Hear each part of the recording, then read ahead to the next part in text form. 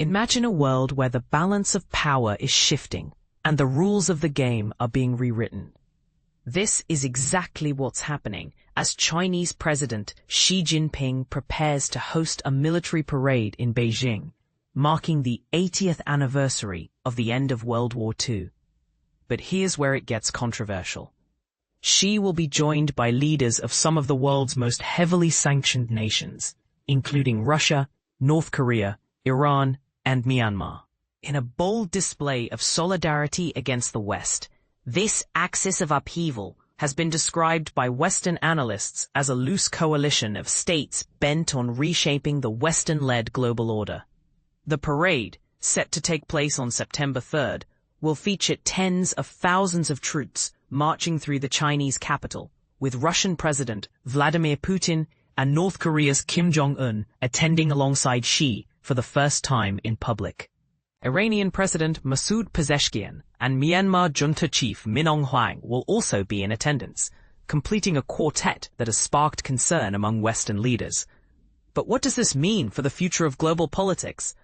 And this is the part most people miss, a fact that almost no Western leaders will be attending the parade, highlighting the deepening divide between East and West. According to Alfred Wu, Associate Professor at the Lee Kuan Yew School of Public Policy, National University of Singapore, Xi Jinping is trying to showcase that he is very strong, that he is still powerful and well received in China. Wu adds that Xi's decision to host Kim alongside him demonstrates his growing influence as a global leader. The axis of upheaval has been working to undermine U.S. interests, whether by blocking shipping lanes or providing economic lifelines to each other. And this parade is seen as a symbol of their growing cooperation. But is this a sign of a new world order, or just a fleeting moment of solidarity?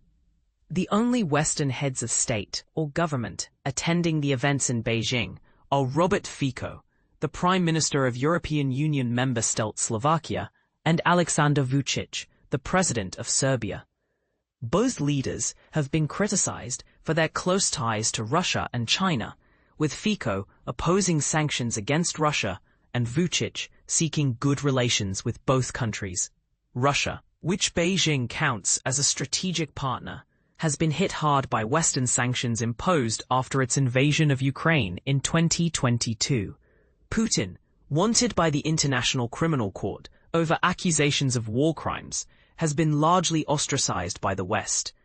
North Korea, a formal treaty ally of China's, has been under United Nations Security Council sanctions since 2006 over its development of nuclear weapons and ballistic missiles. China, the world's second-largest economy, has been a key supporter of these nations, buying some 90% of Iran's sanctioned oil exports and sourcing rare earth metals from Myanmar. Other leaders attending the parade include Belarusian President Alexander Lukashenko, Indonesian President Prabowo Subianto, and South Korea's National Assembly Speaker Woo Won-shik. The United Nations will be represented by Under-Secretary General Lee Junhua, who previously served in various capacities at the Chinese Foreign Ministry. Former Japanese Prime Minister Yukio Hatoyama will also attend the parade.